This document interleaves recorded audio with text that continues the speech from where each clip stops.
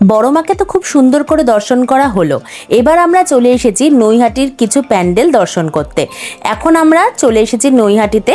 এখানে দেখো কি সুন্দর থিমের প্যান্ডেল করেছে। এই যে আমি, আর এই যে এখানে রয়েছে বাবা মা, আর ওকেও তোমরা দেখতে পেলে। আর এই দেখো ও আবার চলে এসেছে। এখানে আমরা প্যান্ডেলের ভেতরে যাচ্ছি। এখানে নৈহাটিতে যেহেতু খুবই অনেক বড় বড় কালী পুজো হয়, তো সেই জন্য এখানে ভালোই ভিড়। আর এই দেখো ভেতরে ঠাকুরটা কি সুন্দর লাগছে, ভেতরে কাজটাও কি দারুণ, প্যান্ডেলটাও খুব সুন্দর করেছে। আর এই দেখো বাবা মা আমি, ও রয়েছে। এই দেখো ওকেও দেখতে পাচ্ছ, কি হাসি, আমরা সবাই মিলে ঘুরছি।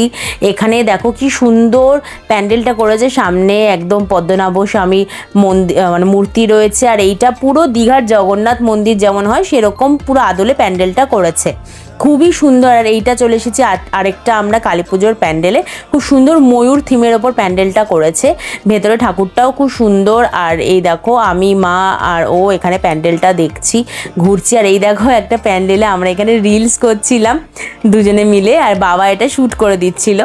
খুবই এনজয় করছিলাম ওই যে কালী পুজোর যে প্যান্ডেলটা তোমাদের দেখালাম সেখানে।